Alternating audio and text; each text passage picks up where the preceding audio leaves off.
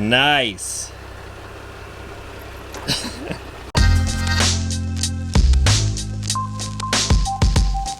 Hey everyone, this episode of Stuff and Things is brought to you by Onyx Off-Road. You hear me talk about Onyx Off-Road quite a lot, and it really helps me out with my adventures, especially like you're about to see in today's video. We end up taking the Tacoma and the Kimbo to some pretty extreme places, really pushing both of these things to their limits, and one of the main things that you'll see me use throughout this video is the offline mapping feature. We drove the truck about 30 miles into the center of Death Valley where there is absolutely no reception, and we haven't had reception for the past like 2 hours. With their offline maps downloaded, I'm still able to read the terrain, check out different trails in the area, and the one that really helped us out here was the Go and Track feature, because we're going out into the unknown. So while we're out there, Onyx Off-Road is recording my track the whole way out, the whole way back, so we know how far we're going, how long we're going, and exactly where we're going at the same time. Now this app is free to use for 7 days, so I highly encourage you guys to check it out on your own adventures out there. And then if you really like it, you can subscribe using my discount code and get 20% off whatever membership level you decide to sign up for. I'll leave more information on all of that stuff in the description down below, and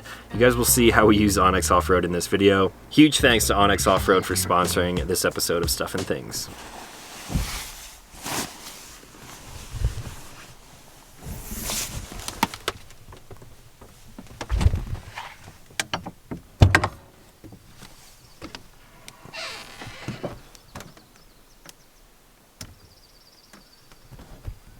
Good morning everyone, back with another episode of Stuff and Things. This is our camp spot that we rolled into last night, which you may have seen in the last video. We got a road right here, Kings Canyon that way, Sequoia that way, and that's where we're going today. Instead of parking right along this road last night, I found this little turnout which just does a little loop through the trees over here, so it's a little bit more quiet. But we are going to have breakfast this morning, so we're going to park over there with a view.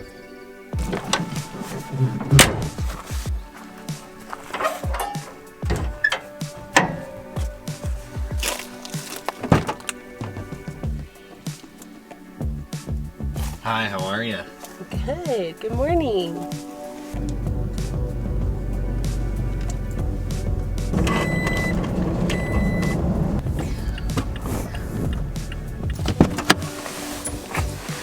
Now when we drove in here last night, we were on these super windy canyon roads and the sun was setting. It was almost completely dark.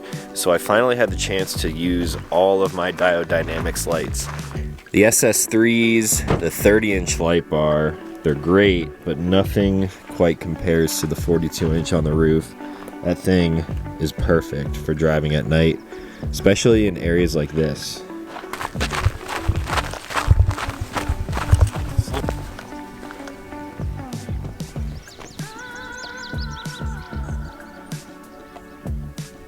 All of these twisty, curvy canyon roads are what we came up last night. And I love roads like this. Typically, if you're driving something like a truck that's a little bit heavier, it's not as fun, but I still love roads like this.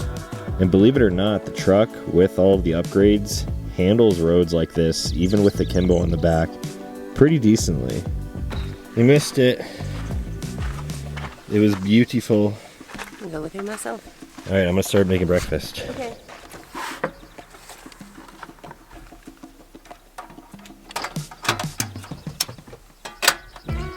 So this morning for breakfast, we're going to have oatmeal power cups, chocolate chips. Hopefully these are good. What's next on the menu?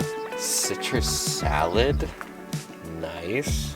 And Chobani flips. I got s'more flavor.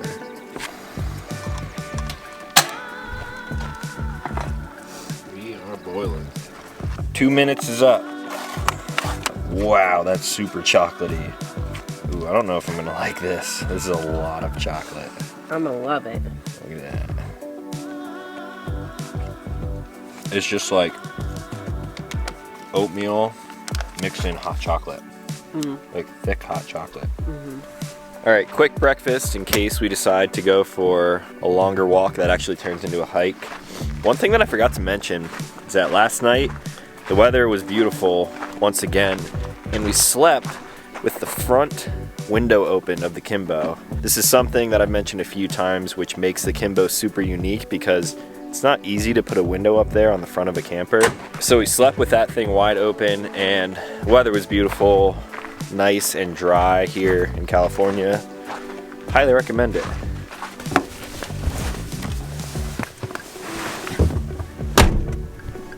Let's go! Coming. Going to Sequoia. Going to Sequoia. We made it. We made it. So just like Yosemite yesterday in the last video, Sequoia never gets old. These trees are just insane, and if you have never seen them in person, you're missing out. Photos and videos never do justice. It's just awesome. Feel small just by standing next to a tree. What do you want to do first? Get our passport book stamped. Yeah, do you have the passport book? Yep. We're just racking up the stamps. Yeah.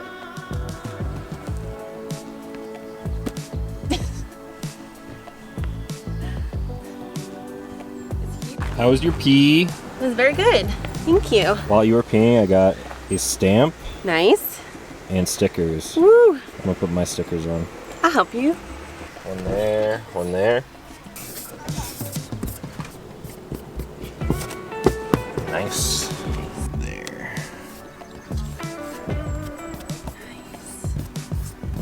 Sweet. Filling up, slowly but surely. Look at that. Now we're gonna try something that we didn't do last time we were here. Last time we really just went over to the General Sherman tree. We walked through the big forest over here. You can actually drive around where there are tunnel logs and other giant trees. The Tacoma, definitely not gonna fit through any of them, especially with the Kimbo on there, but should be a pretty cool drive. And then I think there's a little bit of a hike too. Yes.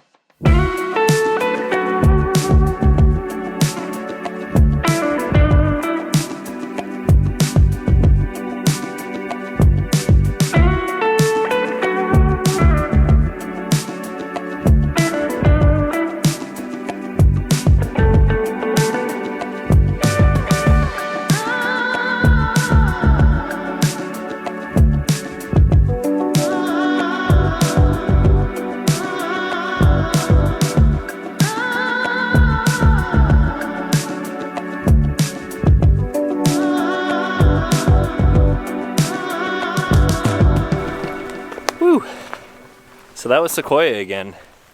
What'd you think about it that time? I love the bears. There's freaking bears everywhere. Freaking bears. Freaking bears. I love it. Ton of wildlife here. I think Sequoia might have moved up on my favorite national park list. It was really cool last time, but it was even cooler this time. So now the plan is to start heading south towards Death Valley area, which we're really not that far from. It's crazy how quickly terrain changes in Eastern California. So we're gonna start heading south out of the Sierra Nevadas down into a whole bunch of nothing. We gotta find a really good camp spot tonight because word on the street is that something's happening sometime this evening, tonight, maybe early in the morning. I don't know. We'll check it out when we get to the camp spot though. Well, good morning again, everyone. We are now in Death Valley and it is a new day. Why is it a new day? Because last night got kind of interesting. So our whole plan after leaving Sequoia was to get down here and get to our camp spot, which I had sort of predetermined, kind of. And we were going to set up to check out the lunar eclipse. Last night there was a super bright visible lunar eclipse, a blood moon. So on our way into Death Valley, it was around the time that it was a full total eclipse. So we stopped on the side of the road and this is what it looked like. It was really cool to see, especially in a super remote location like this, because out here there is little to no light pollution. So you could see all the stars around it, including the giant eclipse. So that was pretty neat to see. And then we continued deep into Death Valley without seeing another car or having reception for a long time. This may sound familiar to the last time we were here. So we entered on the west side of the park about halfway up onto a place called Saline Valley Road. This is a road that is not very common to travel. Most people who come to Death Valley go over through Furnace Creek, which is where we're probably going to end up going today. But our plan was to come in Saline Valley Road and then make it all the way out to a dry camp just south of the racetrack, where they have a big playa and the rocks that move. Some of you guys may be familiar with that. It's a really cool sight to see. However, the road between Saline Valley Road was rated, actually let's check, I think it's rated a 2 on onX. We followed that road for about 25 miles, like deep into Death Valley, and then there's a right-hand turn onto Lippincott Pass, which on onX currently is rated a 4 out of 10. Keep in mind that by the time we got to Lippincott Pass, it was about 11:30 at night. I had all of the diode dynamic lights on the truck blasting, so we had decent visibility, but we're still doing this stuff at night, which I would not recommend. So we continued up Lippincott Pass until we got to sort of what that pass is famous for, and it's a shelf road. Very, very narrow shelf road. It is sort of late spring right now, so I'm assuming Death Valley has had some rain at some point, because once we pass the marker to get into the Death Valley National Monument, Lippincott Pass got very gnarly. Kind of gnarly during the daytime too. I'm sure the truck, the way that it sits right now, could handle it. With the Kimbo on, might make it a little bit difficult because of the really narrow sections. And this road from Saline Valley all the way out to Lippincott, as soon as you turn onto Lippincott, there's no way in hell I would have taken my van on that road. So we're really pushing the boundaries of where we can take the Kimbo. So once we got to this super narrow section on Lippincott Pass, we made some maneuvers around some kind of questionable spots until we got to this one. This was one that made me stop and get out of the truck and sort of assess the situation for the first obstacle, but then what is to come after that, and this is where it gets pretty bad. So because it's springtime and this pass probably isn't traveled very often, there was a huge washout, and it was just way too narrow for me to even attempt taking the truck over it. I then walked over that washout and sort of looked up the valley, and it got super off camber with a cliff right on the right hand side and then a big rock face on your left hand side, so there's really no turning around past the point that we were at, and it was honestly a pretty easy decision to make. I was like, we're gonna turn around. So before even crossing that next washout, because we had already crossed about 2 of them, we did about a 6 to 8 point turn, sort of like Austin Powers, and we made it safely out of there. So didn't get stuck, but it was a pretty hairy situation.